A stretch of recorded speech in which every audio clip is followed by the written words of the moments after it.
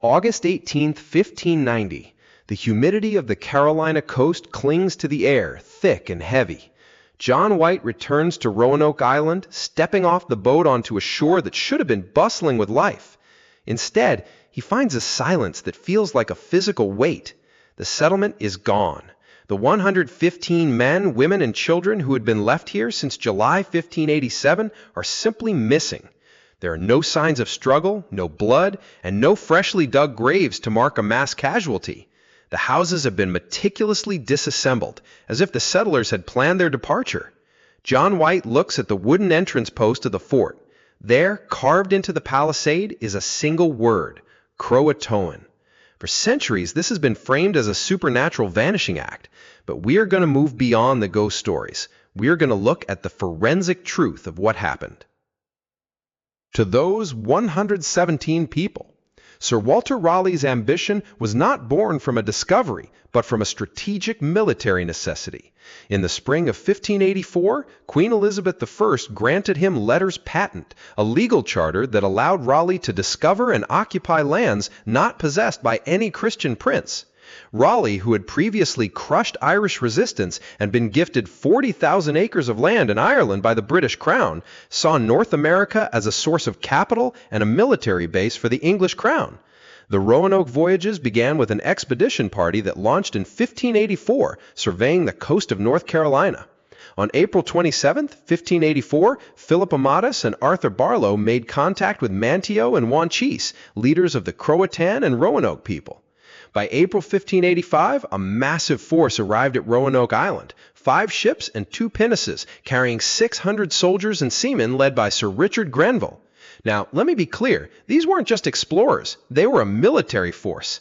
And on August 18, 1587, Eleanor Dare gave birth to Virginia Dare, the first English child born in the Americas. It's easy to forget that these weren't pioneers in a textbook. They were parents holding babies in a place that felt like the edge of the world.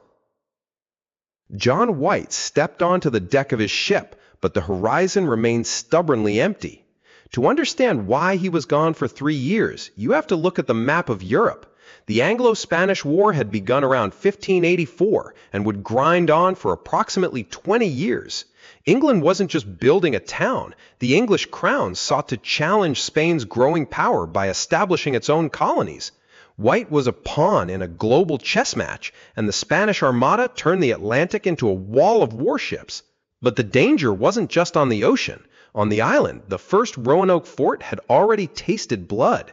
Ralph Lane, the commander of that first outpost, had ordered a preemptive strike against the Roanoke people. The result was the death of their leader, Wanchese. This wasn't a strategic victory, it was a desperate act prompted by dwindling food supplies and rising tensions with native neighbors. The violence left a scar that wouldn't heal. Eventually, the first Roanoke fort was dissolved. The remaining men, lacking food and supplies, returned to England with Sir Francis Drake. They left behind a ruined dream and a coastline that now remembered the English only as killers. White looked at the settlement, and he didn't see a massacre. There were no bodies, no blood in the soil. The houses weren't burned down. They were dismantled. Someone had taken the time to carefully take the structures apart, piece by piece. It was an orderly exit, not a panicked flight. He searched for the signal they had agreed upon. If the colony was forced to leave under distress, they were to carve a Maltese cross into a tree or a post. White scanned the perimeter. The cross was missing. The absence of that single symbol meant the colonists hadn't been attacked. They had chosen to move. But where? He remembered a detail from his journals. In 1587, before he had sailed back to England, the colonists had discussed moving 50 miles inland. It was a plan they had whispered about, a fallback for when the supplies ran dry. There was a map, but the location was obscured. White had likely patched over the map to hide the location from Spanish spies, and he was left to stare at a silent forest, knowing his people were out there, somewhere, in the shadows of the interior. For centuries, historians have tried to fill the silence of Roanoke. The most violent theories, Spanish raids or massacres, don't hold up against the physical evidence. There was no blood, no signs of a struggle, just a ghost town. Then there are the artifacts. In the 1930s, a series of inscribed rocks known as the Dare Stones appeared, claiming to be written by Eleanor Dare. They promised a story of tragedy and desperation, but they were later debunked as fakes. They were distractions. Actually, the truth is more grounded and far more human. The colonists likely split up due to starvation, disease, and the realization that John White was not returning. They didn't vanish into thin air. They made a tactical decision to survive. Some went inland to Site X and Site Y, while others went to Hatteras Island to seek sanctuary with the Croatoan tribe. It wasn't a secret disappearance. It was a fragmented relocation. But there is one detail that remains, a secret hidden in plain sight on a museum map, a small mark that changed everything. We've been told a ghost story for so long that we stopped looking for the people. We love the idea of a lost colony because it feeds into a narrative of mystery and supernatural vanishing. For decades, the Lost Colony brand was essentially a 1930s tourism campaign designed to draw people to the Outer Banks of North Carolina. It turned a human tragedy of abandonment and survival into a spectral haunting. But the mystery is a veil. When we strip away the legend, we find a story of people who were forgotten by their own empire and who had to fight for every single breath.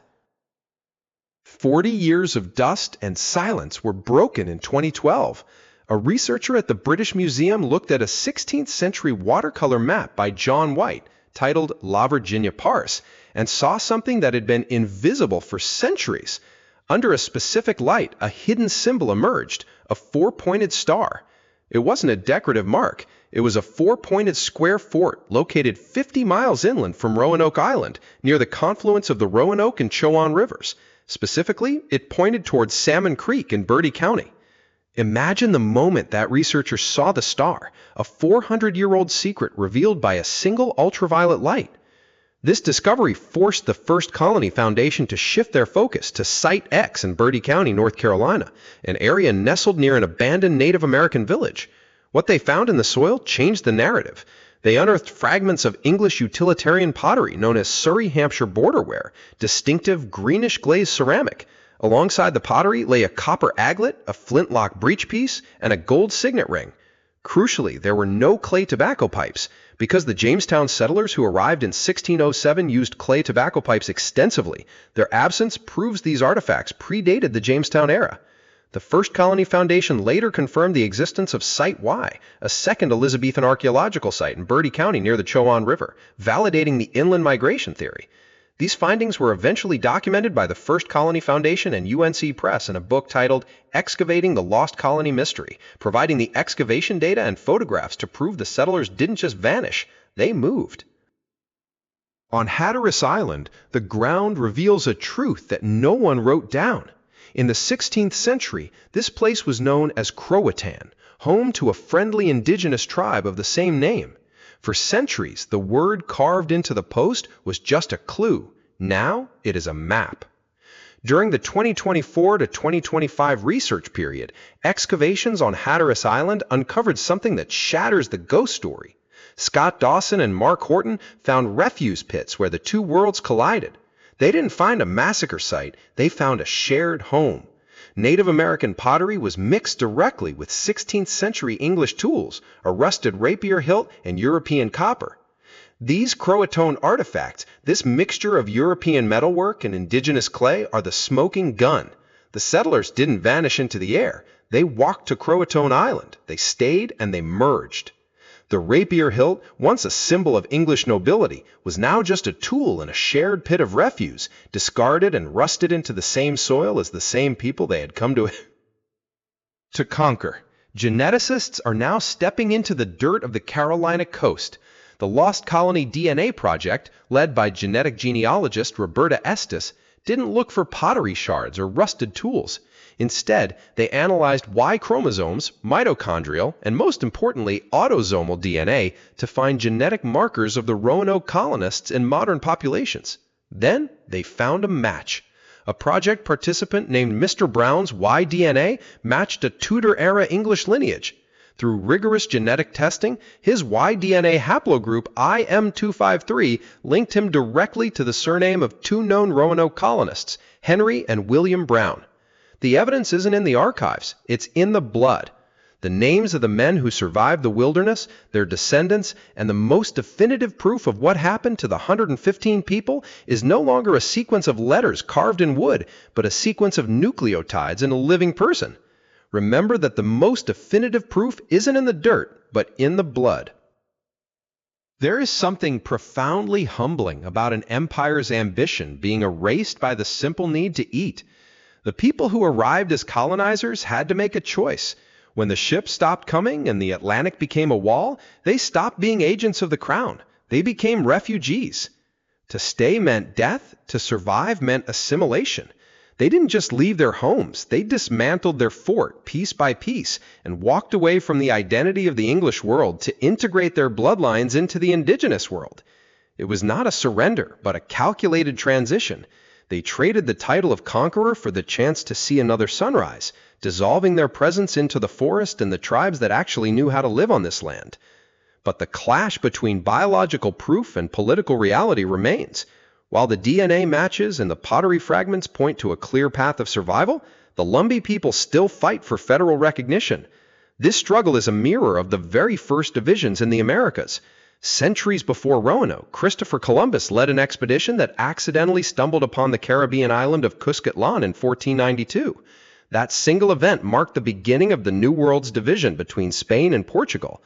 Now the division is between academic evidence and the legal status of a people. Who gets to decide when a survivor is finally found? For 400 years, we searched for a ghost story, but we found a family.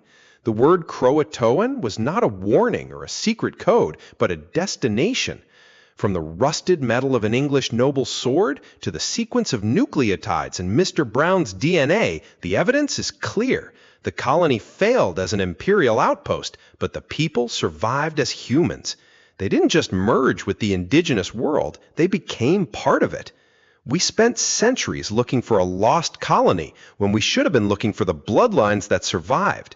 The settlers of Roanoke didn't just disappear, they simply stopped being English and they became American.